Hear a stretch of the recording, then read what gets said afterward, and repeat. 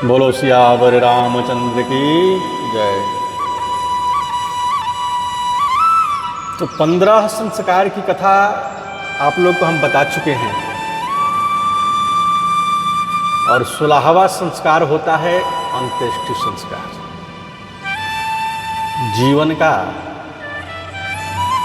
जो मनुष्य तन मिला है, मनुष्य तन मिलने के बाद यदि इसको सही से उपयोग न किया जाए तो हमारे जन्म लेने की कोई सार्थकता नहीं रह जाएगी। ये जीवन मिला है किस लिए? भगवान ने मनुष्य तन बनाकर इस संसार में भेजा है किस लिए? और इसके उद्देश्य को हम नहीं समझेंगे, नहीं जानेंगे। ये जीवन जो है पशु के समान है। तो 16वां संस्कार आता है अंत्येष्टि संस्कार। तो मानव जीवन की जो यात्रा है, यात्रा अंतिम जब छोर पर पहुंचता है तो मृत्यु के द्वार पर पहुंचता है और मृत्यु के द्वार पर आकर वो विराम लगा लेता है। शरीर जो है अंतिम, इस शरीर का अंतिम विराम जो है मृत्यु के द्वार ही है। और मृत्यु के पश्चात 5 तत्वों से ये जो शरीर बना है 5 तत्व से, और 5 तत्वों से विलीन हो जाएगा। 5 तत्वों में जो है विलीन हो जाएगा। बना भी है 5 तत्वों से, विलीन भी होगा 5 तत्वों में। और इस शरीर जो है अग्नि को समर्पित कर दिया जाता है। जब मृत्यु होने के बाद शरीर को 3 गति है, या तो जलाया जाएगा या भूमि में उसका या जल में प्रवाह। तो तीनों प्रकार से पंच तत्व में ही प्रवाहित होता है। यह पंच तत्व पुनः अपने अपने तत्व में मिल जाते हैं और इसके पश्चात जो है निरंतर 15 दिन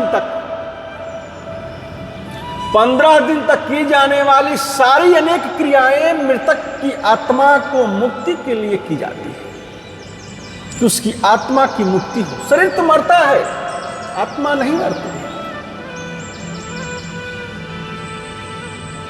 तो आत्मा की सद्गति के लिए 15 दिन अनेक प्रकार की क्रियाएं की जाती हैं। अनेक परिवारों में यह क्रियाएं 17 दिनों तक भी की जाती है। जन्म के पश्चात किए जाने वाले समस्त संस्कार जो है, व्यक्ति को उन्नति और ईश्वरीय आश्रय प्राप्त करने के लिए किए जाते हैं। किंतु अंत्येष्टि संस्कार मृतक की आत्मा की मुक्ति के लिए किया जाता है कि उसकी आत्मा की मुक्ति हो जाए, इस उद्देश्य से किया जाता है। 16 संस्कार में यह संस्कार अंतिम होता है और इस संस्कार के द्वारा मृतक का संबंध इस लोक से समाप्त होकर परलोक से जुड़ जाता है। हिंदू धर्म के अनुसार मानव शरीर नश्वर है। तो हिंदू धर्म के अनुसार मानव शरीर नश्वर है और आत्मा अमर है। आत्मा कभी न मरता है न जन्म देता है। वो पुराने शरीर को बदलकर नए शरीर में प्रवेश कर जाता है। मानव का जो शरीर है वह पंच तत्व अग्नि, वायु, जल, आकाश और पृथ्वी। कौन कौन? अग्नि, वायु, जल, आकाश और पृथ्वी, ये 5 तत्व से बना है। तो जब तक इस शरीर में आत्मा का वास रहता है तब तक व्यक्ति सभी प्रकार के कार्य में प्रवृत्त रहता है और अनेक प्रकार से मिलता है। और मिलने मिलाने में जो आनंद एवं उमंग का अनुभव होता है किंतु जैसे ही आत्मा इस शरीर से अलग हो जाता है, वैसे ही शरीर की अवस्था गतिविधियों पर हमेशा के लिए पूर्ण विराम लग जाता है। इसी के साथ इस शरीर को अपवित्र भी माना जाता है। जल्दी हटाओ इसको, इसमें से दुर्गंध आने लगेगी। जब तक इस शरीर जीवित है, जब तक इस शरीर में आत्मा है, तब तक इस शरीर का मोल है। जब आत्मा निकल जाएगा, इस शरीर का कोई मोल नहीं।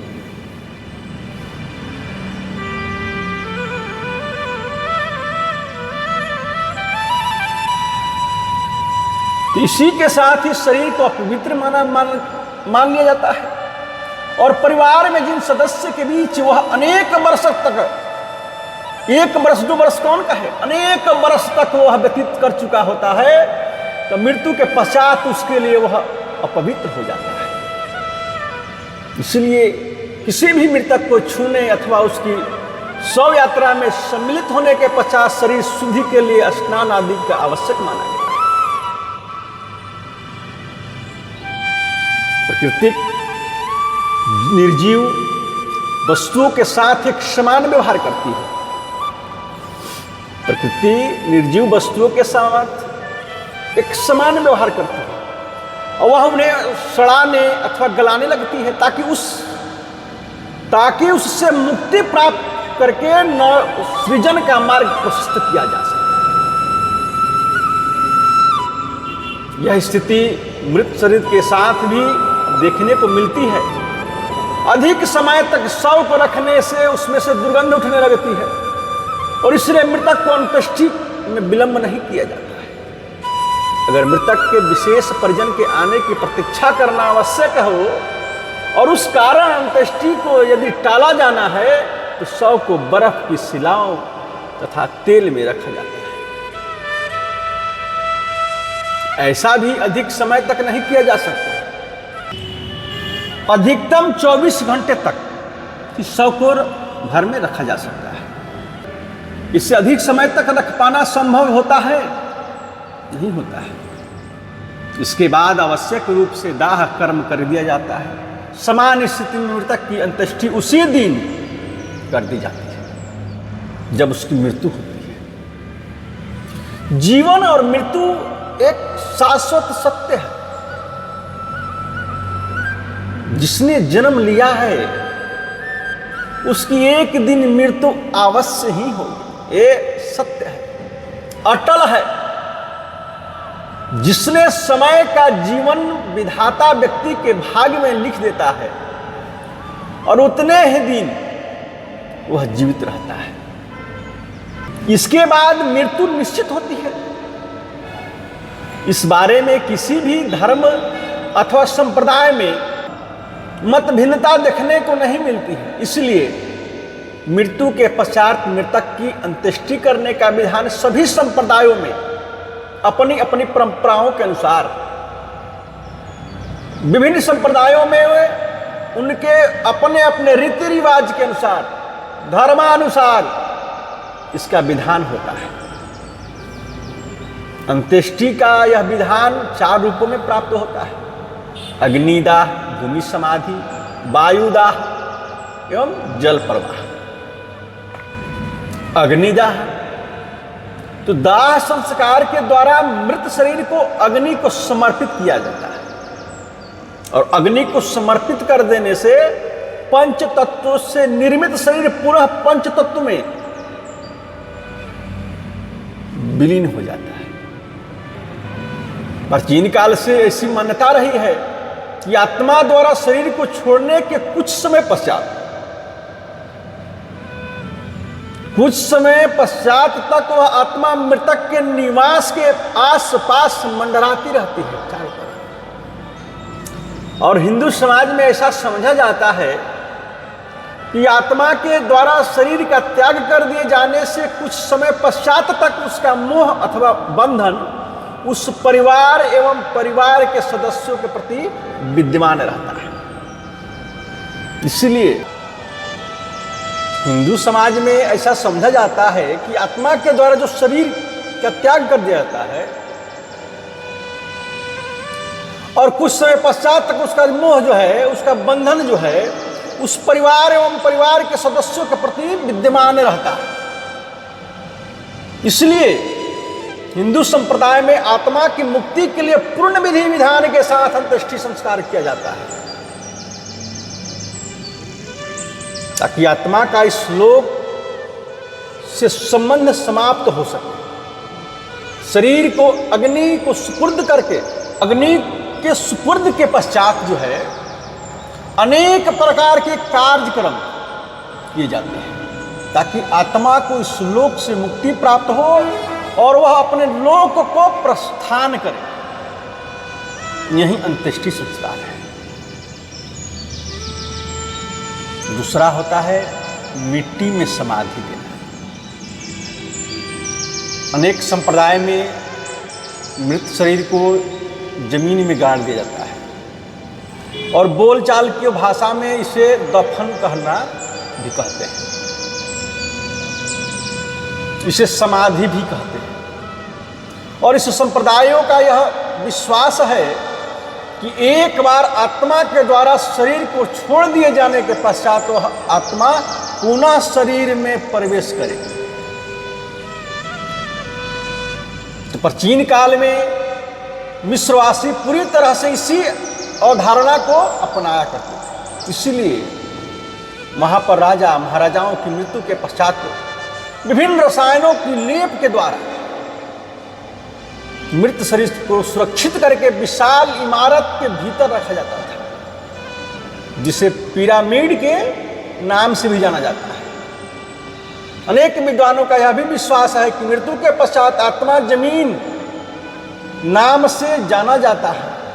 अनेक विद्वानों का विश्वास है कि मृत्यु के पश्चात आत्मा जमीन में ही गाड़े हुए शरीर के आसपास मंडराता रहता है। इसीलिए उन्हीं संप्रदायों में ऊपरी हवाओं की घटनाएं अधिक देखने को मिलती हैं। हिंदुओं में भी सन्यासियों, बिश्नोइयों, छोटे बालकों को भू समाधि दी जाती है।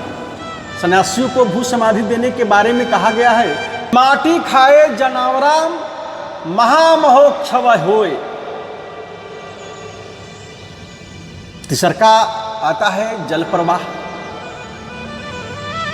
अग्नि प्रवाह, मिट्टी प्रवाह और जल प्रवाह।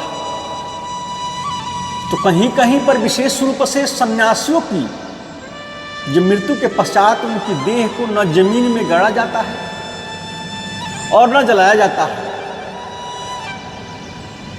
उनके मृत शरीर को जल में प्रवाहित कर दिया जाता है। ऐसा माना जाता है कि जो सन्यासी है वह अपना श्राद्ध कर्म अपने हाथों से करके ही सन्यासी बनता है, इसीलिए पुनः उसको जलाने की अथवा गाड़ने की आवश्यकता नहीं रहती। प्राचीन काल में जो व्यक्ति सन्यासी बनता था उसके द्वारा सन्यास मार्ग ग्रहण करने से पूर्व हवन कुंड की राख को अपने समस्त शरीर पर लेप दिया जाता था और इसके पश्चात वह स्नान करके अपने हाथों से अपना श्राद्ध करता था। ऐसा करने का तात्पर्य था कि वह अपने वर्तमान जीवन के समस्त संबंध को समाप्त करके एक नए जीवन में प्रवेश कर रहा है। सन्यासियों की यह मान्यता रहती थी कि जीवन भर जो दूसरों का जो काम आते रहे, मृत्यु के पश्चात ही उनका शरीर अन्य किसी प्राणी के काम आए, इसलिए उनके मृत शरीर को जल में प्रवाहित कर दिया,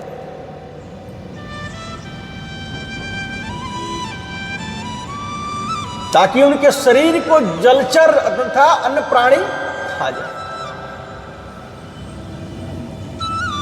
चौथा आता है वायुदाह।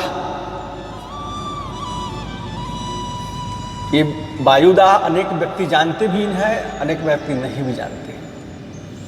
अनेक संप्रदायों में जब मृत्यु हो जाती है उसके बाद जो है मृत शरीर को जंगल या पहाड़ों के खुले स्थान पर रख दिया जाता है। इसे वायुदाह कहा जाता है। और ऐसा करने के पीछे यह मान्यता रही है कि मृत्यु के पश्चात मृतक का शरीर अन्य जंगली पशु पंछियों के काम आ सके। ऐसे संस्कार हमारे यहाँ बहुत कम देखने को मिलते हैं, किंतु विश्व में अनेक देशों में वायुदाह अभी भी देखा जाता है। जीव को सद्गति के लिए और दैनिक संस्कारों का विशिष्ट महत्व विधान बतलाया गया है। इसमें व्यक्ति की मरणासन स्थिति के समय पूर्ण विधि विधान के अनुसार जो किए जाने वाले 10 प्रकार के दान का विशिष्ट महत्व है। वह दान स्वत्सा गौ, स्वर्ण, घृत, गुड़, तिल, भूमि, धान, वस्त्र, चांदी तथा लवण आदि प्रमुख माने गए। तो उपरोक्त दानों में से जितना भी दान किया जा सके उतना अवश्य करने चाहिए। ऐसा करने से जीवात्मा को अनेक सुखों की प्राप्ति होती है। और इस बारे में गरुड़ पुराण में भी कहा गया है, महादानेषु दत्तेषु गतस्तत्र सुखी भवेत्। अर्थात इन दोनों को देने से जीव को परलोक में सुख की प्राप्ति होती है। अनेक व्यक्ति मृत्यु के समय बहुत कष्ट पाते हैं, उनके प्राण नहीं निकलते हैं, वो छटपटाते रहते हैं, जबकि वह स्वयं ईश्वर से प्रार्थना करते हैं उन्हें शीघ्र मृत्यु प्राप्त हो, ताकि मृत्यु पूर्व होने के वाले कष्ट जो है उस कष्ट से मुक्ति मिल सके। संभवतः मृत्यु पूर्व अत्यधिक कष्ट इस जन्म अथवा पूर्व जन्म के पाप कर्मों का कारण प्राप्त होता है। और ऐसी स्थिति में उस व्यक्ति के निमित्त दान किए जाए तो उसके प्राण तत्काल शरीर के छोड़ देता है। इसीलिए मृत्यु पूर्व दान करने का परंपरा रही है। और व्यक्ति की मृत्यु के पश्चात उसकी मृतदेह के शुद्ध जल अथवा गंगाजल से स्नान कराना चाहिए। एकदम नए वस्त्रों, जिसको बोलते हैं कफन, नया वस्त्र में लपेटा जाता है और शरीर को गोपी चंदन लगाया जाता है, पुष्प अथवा माला अर्पित की जाती है। दोनों नासिकाओं में शुद्ध घी डालकर रुई लगाई जाती है और कहीं कहीं दोनों आंखों तथा कानों में भी घी डाला जाता है। यह ठीक वैसा ही होता है जैसे कोई व्यक्ति किसी यात्रा पर जाने से पूर्व स्नान ध्यान करके नवीन वस्त्र धारण करता है, सुगंध लगाता है। व्यक्ति की मृत्यु के पश्चात यह उसकी अंतिम और महायात्रा होती है और इसीलिए उसे ठीक प्रकार से नहलाकर नए वस्त्र आदि पहनाए जाते हैं। अनेक स्थानों पर ऐसी विश्वास किया जाता है, अनेक स्थानों पर ऐसा विश्वास किया जाता है कि मृत्यु के पश्चात व्यक्ति सीधा स्वर्ग जाता है। इसीलिए उसे ठीक से तैयार करके भेजा जाता है। अनेक विद्वान ऐसे मानते हैं कि मृत्यु के पश्चात मृत शरीर को अग्नि को समर्पित किया जाता है।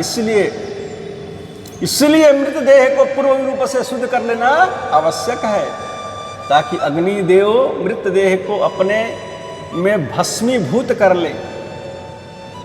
विचार चाहे जैसा हो, मृतक को अर्थी पर लिटाने से पूर्व स्नान कराया जाता है, नए वस्त्र पहनाए जाते हैं, सुगंध लगाए जाते हैं, 100 रजस्वला स्नान कराया जाता है, नए वस्त्र पहनाए जाते हैं, सुगंध लगाया जाता है। रजस्वला स्त्री 100 को रजस्वला स्त्री तथा किसी भी अपवित्र व्यक्ति से बचाया जाता है। अर्थी के आगे पुत्र कंधा देते हैं, अर्थी के आगे पुत्र कंधा देते हैं। बहनोई जमाता का 100 को स्पर्श करना और अर्थी को कंधा देना वर्जित माना गया है। 100 को नहलाने आदि से भी उन्हें अलग रखा जाता है। जमाता अथवा बहनोई अगर 100 को नहलाते अथवा कंधा देते हैं तो ऐसा करने से मृतक पाप का भागी बनता है।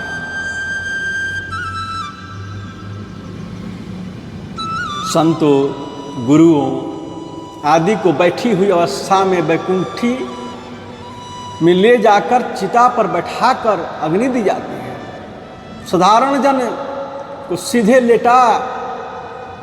सीधे लेटी अवस्था में लिटाकर संस्कार करते हैं। समस्त सुलभ संस्कार का अलग अलग विशिष्ट महत्व माना गया है। और इसी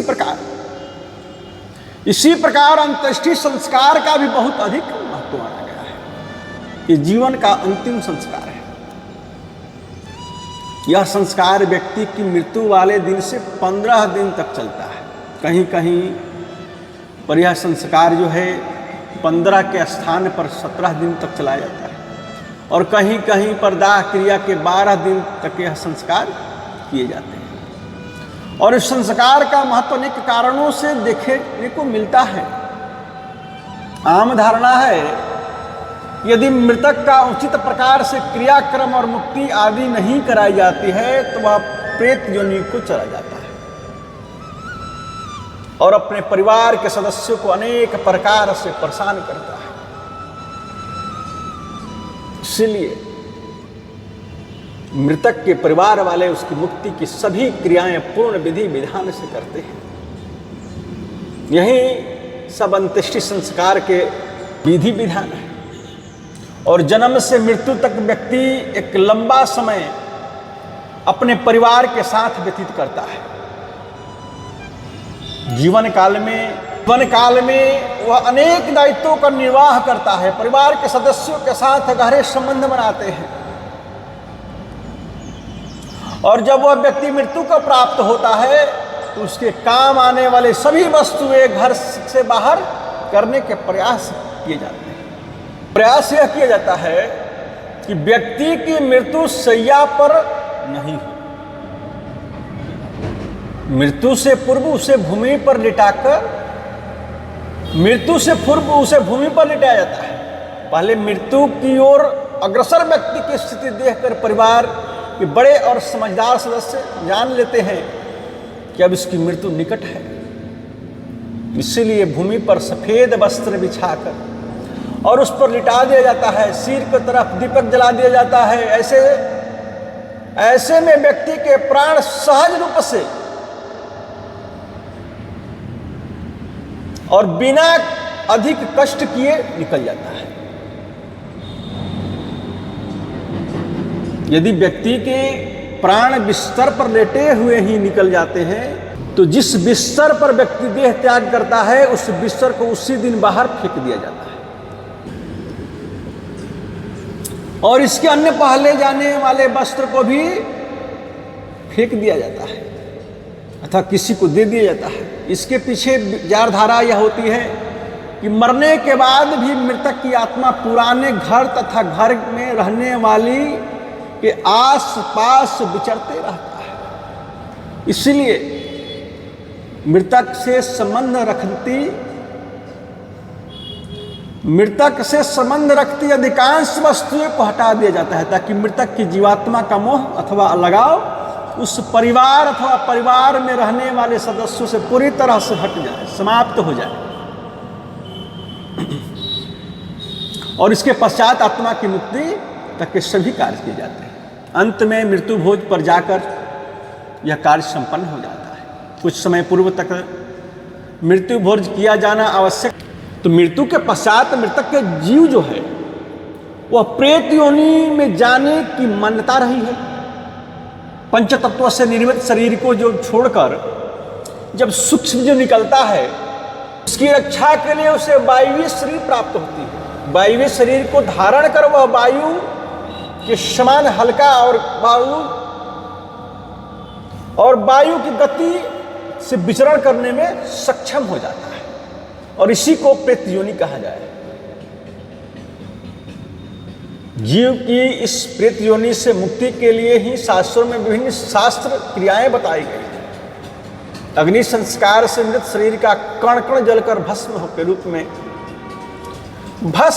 में रूपांतरित हो जाता है और उस भस्म अस्थियों को गंगा में प्रवाहित किया जाता है।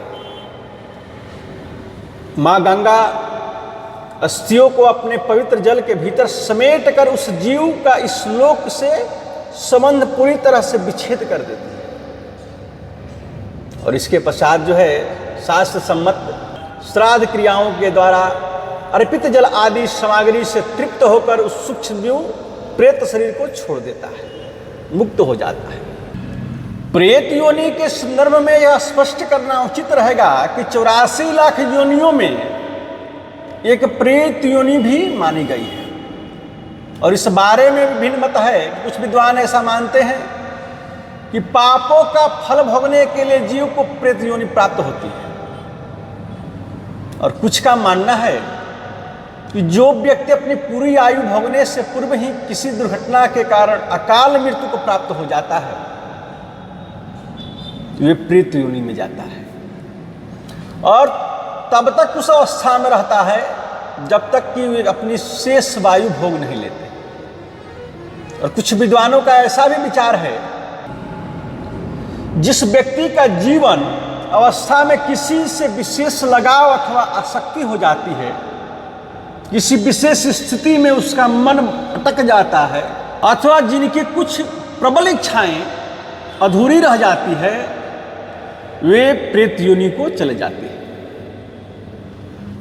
और कुछ व्यक्ति अपने जीवन काल में अपना धन जमीन को दबा लेते हैं और इस बारे में किसी को कुछ बता नहीं पाते, तो ऐसे व्यक्ति की मृत्यु के पश्चात उसका सूक्ष्म जीव जो है प्रेत योनि को प्राप्त होता है। और जहां उसका धन दबा हुआ वो रहता है, उसके पास उसके आस पास मंडराता रहता है, और इसके लिए वह अन्य जीवों का शरीर भी धारण कर लेता है, जैसे सांप कुत्ता आदि। और इस रूप में वह अपने घर की रक्षा करता है। जमीन में दबे धन की रक्षार्थ उसके आस पास सांपों के विचरण करने के अनेक उदाहरण समय समय पर सामने आते हैं। और इसके अतिरिक्त परिवार में जिससे वह सबसे अधिक लगाव रखता है, जिसे किसी कष्ट में वह देखना नहीं चाहता, उसकी रक्षार्थ भी वह प्रेत योनि में जाकर समय समय पर उसकी रक्षा करता है। वह इस शरीर में अधिक समय तक नहीं रहता, कुछ समय पश्चात ही उसे उस शरीर को छोड़ना पड़ता है। जब शास्त्रोक्त विधि से उसके प्रेत संस्कार षोडश श्राद्ध सपिंडन विधान किया जाता है, तो वह प्रेत शरीर से मुक्त हो जाता है। तो शास्त्रों के अनुसार मृत्यु के पश्चात वार्षिक श्राद्ध होने तक सभी प्राणी अनिवार्य प्रेत योनि में ही रहते हैं। 12 दिन बाद इस प्रेतों का ऊंचा पद पितर तृप्ति हो जाती है।